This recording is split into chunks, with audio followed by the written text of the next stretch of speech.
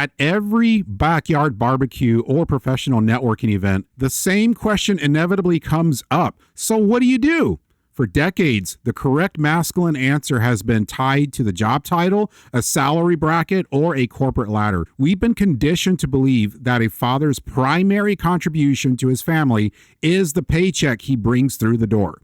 But in 2026, the definition of a provider is shifting. Dads are realizing that while a bank account provides for a child's needs, a father's presence provides for the child's soul. Today, we're talking about a role that is often misunderstood, sometimes undervalued, but arguably the most high-stakes job that a man can take. It's the stay-at-home dad. We're diving into why being the home front leader isn't a career break. It's a strategic investment. We're exploring how to navigate the ego shift of leaving the traditional workplace, how to handle the social side eye, and why men who are home with their kids should be the proudest guys in the room. This isn't just about childcare. It's about intentional legacy, which we will explore in just a moment. So don't go anywhere. This program is made possible by financial support from Smile Online Course and Books. Smile Online offers online courses for teens and young adults designed to help them master social and career skills. Subject matter includes customer service skills, job interviewing, electronic etiquette, and managing stress. More information is available at thefatherhoodchallenge.com. That's thefatherhoodchallenge.com. Welcome to the Fatherhood Challenge, a movement to awaken and inspire fathers everywhere to take great pride in their role and to challenge society to understand how important fathers are to the stability and culture of their family's environment. Now, here's your host, Jonathan Guerrero. Greetings, everyone. Thank you so much for joining me and my son and co-host, Isaac. Hello, everyone. Welcome to the Fatherhood Challenge. Joining us to share his journey and his why is Paul Granger. Paul has navigated the highs and lows of stay-at-home fatherhood and has emerged with a powerful message for every dad who feels like he's bucking the trend. Paul, welcome to the program. It is great to be here. When you made the first transition to being at home, what was the hardest part of your old identity to let go? That is a good question. I think the reality is there is this set in mindset of how life is supposed to work. And before the transition, my wife and I were living into it. All right, we have a mortgage, we have bills, we have to do this, that, and the other. I had been working in ministry. My wife had been a teacher, so neither of us had ever made a lot of money, but we were getting by. And when I unexpectedly lost my job, I found myself in this very difficult space where people were telling me, you need to find a job right now because you need money in order to survive. And that's logical. But I found this opportunity to lean into something very unexpected and untraditional. I've been full-time volunteer ministry since losing my job. So that was a little over 7.5 years ago. And when I stepped into it, there was no guidebook. And I had to own the reality that whoever I was before, however I functioned, getting a paycheck every 2 weeks, working a 9 to 5, being able to tell people clearly what it is I do, what it is I don't do without any side eyes, I was going to have to be willing to let that go because where we were in life, it was important for me to be there for my family. It was important for me to be flexible, particularly when my wife got back into full-time teaching. For anybody that knows teachers, you know that in order to take off for work, you have to do even more work. And so it is not easy for a teacher to be able to be home if a kid is sick, take them to the doctors. And so for many years now, that has been the role that I've had to sit in. And what I found really amazing is that the hard moments are when I think about what other people might think of me, what other people might say, when I have had people lean into the husband's supposed to be the provider, you need to take care of your family. But the reality is, I have been able to be present in my kids' lives in ways that I never thought were possible. Because prior to the shift, 8 hours of my day at least were locked out away from my kids. But I got to be there as my youngest was going through his formative toddler years. And now that my kids are all three in school, I've been able to be present with them when they are sick. They don't have to have a babysitter or someone else. They can have their father with them when we've had kids who are older who have had some hard times with peers in school. And one time, one of them recently had to take off a day because it just was too hard to go to school. And I was able to be there for her, take her on a walk down the street. We went and got coffee and had a conversation. And so the hard thing was to let go of what I'm told I'm supposed to be. The rewarding thing was realizing that is a very limited option and there are so many more. Society often views providing strictly through a financial lens. In what ways have you discovered that your presence at home is actually a more valuable currency for your children than a second paycheck? Yeah. So, 2025 was a hard year for a lot of people, particularly financially, and we're no different. Uh, and we have had many conversations, practical conversations of this is where the bank account is, this is where it isn't, this is what needs to happen, and those conversations are still ongoing. But in that space, I started looking into scenarios. Okay, if it was decided that I should get a traditional job, what would that look like? And I realized, just on a very straightforward level, not even getting to the value piece, uh, the practical value is that I realized I don't know how much I'm going to need to make to actually justify what is being lost in this around my availability, the way I'm able to, man, even serve my wife by doing the laundry. Like it's a small thing, but for her, it's huge coming home from a long day of teaching. And so I realized there's actually practical value, but the value I've discovered of how been able to been a father to my children, a husband to my wife, I cannot put a monetary number to that. I can't say, well, if I made a job that provided this much money, then it would make it worth letting go of who I'm able to be for my family through this. And so for those fathers who find themselves in a position where they feel called to be a stay-at-home dad or they feel it thrust upon them, I would encourage you to know that there is going to be a value from that will far outweigh the largest paycheck, that will actually plant seeds in your children, but also go with them in ways that simple provision will not. This conversation that we're having is very personal to me. And the reason why is because I used to be a truck driver. I pulled doubles and I was very, very good at what I do, if I do say so myself. And I enjoyed it. It was rough sometimes. It was a challenge, but I really enjoy it. When you're good at something that you do, you have a lot of freedom as you do your job. And you do it really, really well at a high level, and you're receiving recognition for doing your job really, really well. It's really hard to leave that. And I remember I could hear God's voice clearly calling me out of the truck. And it was probably about the most painful experience I can remember. My last day of work was probably one of the hardest days of my life. And the reason why is because as I was cleaning up the truck for the last time, and I was climbing out of there, I knew I was not ever coming back again. This wasn't temporary. This was it. This wasn't what God was calling me to do. Not now, probably not ever. There was something else in mind, and I still had no sight of that either. So I was in between where this is a definite, God's telling me, get out of the truck. You're doing something else.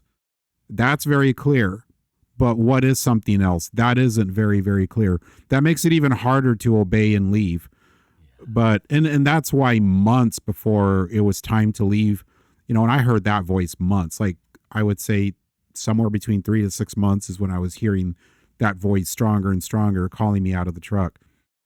And I remember I was on one of my routes and I was praying as I was driving. and my heart was super heavy. It's like, I know we're months away from this, but it hurts. And I was praying, and I asked God to make me a promise. And I said, look, I hear you clearly, loud and clear. I know you're calling me out of the truck. My intention is to obey that instruction and to get out. But I'm going to need your help. If I'm going to get out of that truck, you're going to have to pull me out of the truck. You're going to have to be present with me in an extra special way on that day. Because if you do not help me, if your presence isn't there, and if you aren't walking with me through every step of that shutdown, I will not get out. I'm staying. So make me that promise. And looking back, I can tell you, God kept that promise. That doesn't mean it wasn't easy. It was one of the most difficult things that I've ever done. I don't think there were any cameras on me in the shop that day pointed at me. And I'm very, very glad because that no one saw. I was alone that day except for God's presence. But it was a mess. I was a mess getting from the truck to the van for that last drive home. That hit me hard. And I remember driving home, almost yelling at God, completely a mess, and trying to say, I got to pull myself together. I can't let my family see me like this when I get home. But I remember almost yelling at God saying, this is stupid. Nobody does this. This is stupid. Have I mentioned that this is stupid? Normal people don't do this. Normal people do not walk away from a career that they're really good at that makes them lots and lots of money. So make me another promise. How about you remind me why we did this stupid thing? And I said, wait a minute, did I just say we? Okay, yeah, I did say we. Yeah, okay. Why are we doing this stupid thing? And I can tell you, when I got home, I started getting the answers. And then Isaac's right in front of me here now, and he can remember this. Isaac was trying to learn how to swim. And yep. I remember this. Yeah, he was trying to learn how to swim, and he went through a few teachers, and it was years of trying to learn. And he could not figure out how to swim, and he was still in the 3-foot pool. Oh, I do remember this too. I think this was in 2024. My dad was literally, and this is why it was so important that my dad actually quitted trucking. Because if he didn't quit, then I probably still would have been stuck there. I probably still would have been stuck at the moment where I couldn't even tread underwater. Basically meaning I couldn't even keep my head above the water unless I was touching. So literally, my dad he was literally just teaching me how to swim. I was going underwater. I think there's don't you know those little like sinkable like toys kind of? You know, you can throw them into the water and they sink. Yeah. Well, he kept on throwing those out there, and I could just easily come down, get them, come up underwater. I mean, my swimming technique was still a little bit off, but I could actually swim. And I mean, it was just so cool. And what I do remember about that is, now that I was out of trucking and I still wasn't quite into what I was going to be doing next, and I had all this time, and I started showing up to his swim events, and I remember being so upset and angry at his teachers. And I was like, what a bunch of idiots. They've been teaching him for how many years and he still can't swim. I was like, this is stupid. I'm going to do what they should have done. So I pull him out of the 3-foot pool and we go into the deeper pool. It's kind of in the middle, actually. And that's where I worked with him one-on-one. And we did this for a few weeks. And then after a few weeks, he was on the deep end in the 14-foot pool, swimming like nothing. And then next thing you know, he was qualifying to be able to jump off the jumping board. No issues. And I still remember the day that you went to the 14-foot in is probably the first or second time you went there. And I remember you saying, I'm not scared of the 14-foot side. I got my dad right here. And then you did just fine. You killed it. I mean, and we did in a few weeks what his teachers couldn't do in several years. And I remember muttering about that when it was time to go. And I walked out the gate and I heard God's voice. And God said, you asked me to remind you why we did this stupid thing? You asked me to remind you? This is why. His teachers weren't the problem. You were. He needed his dad there. This is why you're out of the truck. And I just said, thank you, thank you. And God has such a sick sense of humor sometimes. Because the funny thing is, every single day, including right now, this moment right now that we're doing this episode, Isaac's right across from me. If I was still trucking, this would not be happening. Because I would be still sound asleep right now, trying to get rested and recovered for my shift later tonight. This would not be possible. God is still reminding me why we did that stupid thing together. I have no regrets. And you tapped into something really important because we talked about the practical things. You know, there's value to it and there's importance to it. And, you know, you're able to serve your family and those things are all true. But your story captures something that I think we miss, that, we believe that a God exists that created everything and that is still actively working. And yet, too often, we live as though that's not true because we have to figure out how to make our life work. And I've got to keep this job because I've got to pay the bills. And, we'll have all these ideas of how life is supposed to work. And meanwhile, the God of the universe is like, man, your imagination is so small. One of my favorite verses is Ephesians 3:20. To him who is able to do immeasurably more than we ask or imagine because of the power at work within us. Which means that anything that we're asking for, God, my bills need to get paid, I want my kids to be happy, anything that we're imagining, I wish I could create this life for my family. It's all small compared to what God is able to do. And what he's doing is bigger than us. And so somebody could hear that story and think, that's just the story of swimming in the pool. Like, I mean, sure, that's nice, but the way that you two just told it indicates to me that there is something deeper there. Something deeper happened than just learning to swim. There is a connection that deepened. There was a trust that deepened. There was an excitement and joy that was experienced together. Things that become seeds that become greater things. That moment in the pool has no doubt impacted countless moments in the years after. But we can't see that on the front end. All we see is, why am I leaving this truck? Where are these teachers gotten things wrong? And God's like, I am actually doing something greater.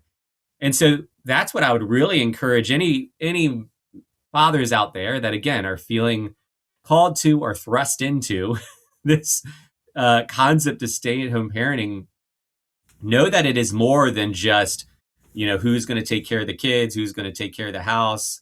How is this going to happen? How is that going to happen? God is trying to do immeasurably more than we're asking for or imagining. We're still going to have our budget sheets. We're still going to have our plans. But if we hold all that loosely, like you did in the truck and said, all right, God, I'm doing this. I don't like it, but I'm doing it. And I'm going to trust that you know what you're doing. Like, if we're willing to walk like that, man, we're going to have moments like you two just shared with us where we look back with amazement and realize I would not have chosen this. Like, I would not have ever landed here, and who knows where I would have ended up. But thank goodness God is God and I am not. I actually noticed something here, and you're talking about this was when you're talking about that there was something greater behind that and all that. But something else that I picked up is that those were not the first water moments that I will ever have with my dad. Those are not the first, and I know that for a fact because pretty soon I'm gonna be baptized.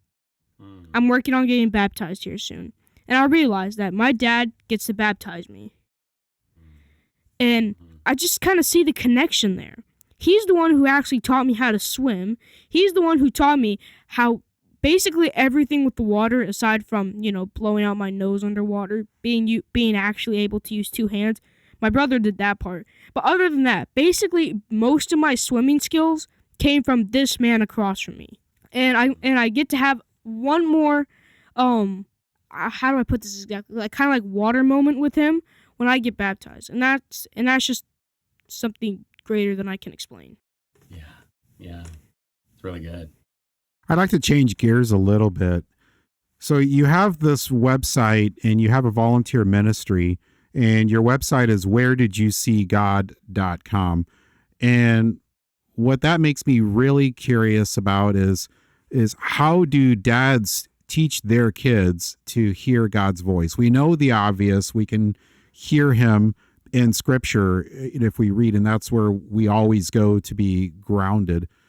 But beyond that, experientially, how do you hear God's voice? Is it thought? And if it is thought, then how do you discern, okay, well, is Satan can also speak to us. So how do you know if you're hearing his voice and not God's?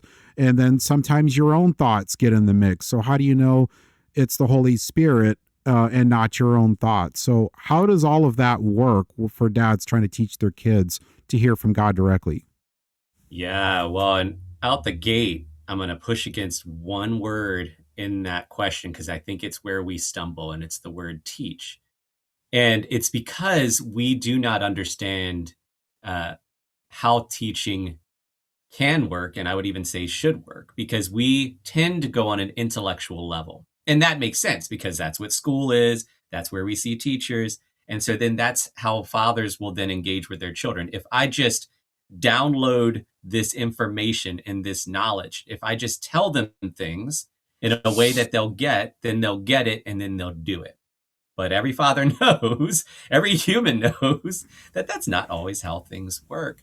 Come and when on. we look at Jesus and how he navigated this, because his disciples were trying to figure out, how do we hear from the Father? Well, how do we pray? There were many moments where Jesus taught, but the bigger thing that he did was lived it, demonstrated it. There we go. One time when Lazarus was dead and everyone knew he was dead and there was no hope, that Jesus goes and prays and brings him back to life. But the thing is when Jesus is praying, he acknowledges, I don't actually have to vocally say words to you, Father, because we're in such deep relationship.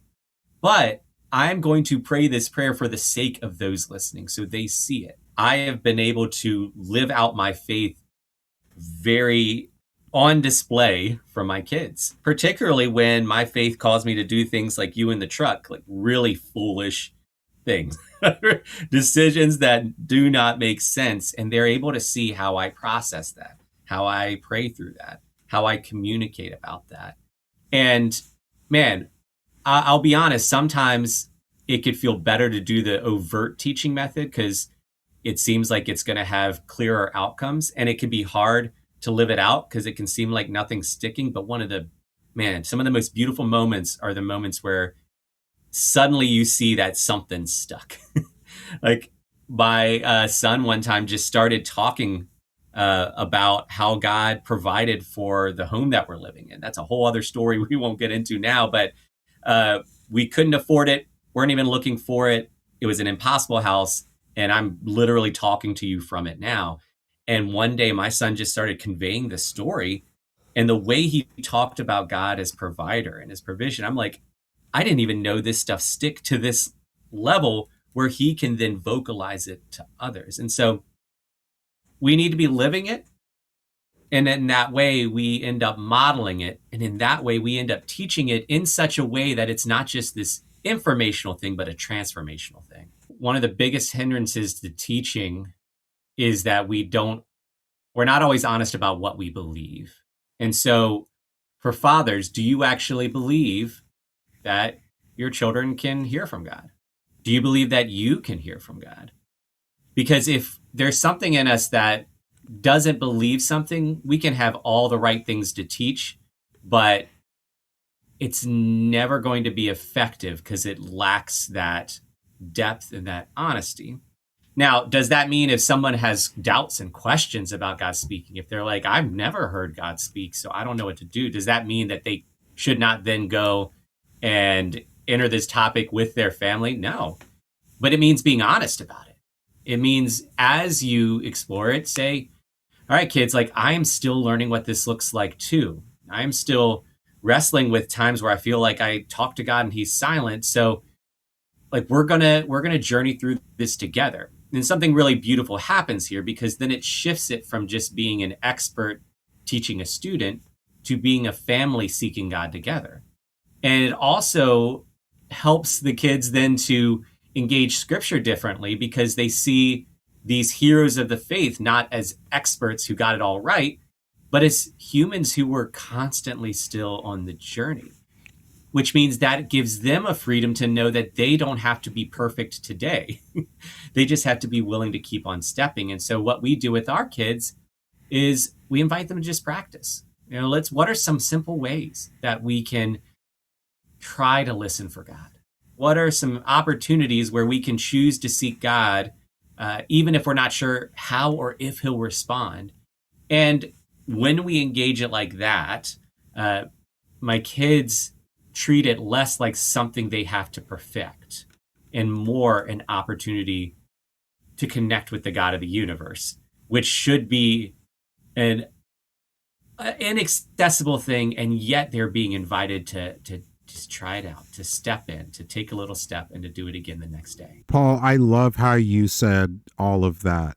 I think the way you explained this whole concept of hearing from God is very relatable to dads listening in the audience. So I really appreciate how you explained that. How can dads listening connect with you with any questions that they have, or maybe they are a stay-at-home dad and they could use a little bit of encouragement?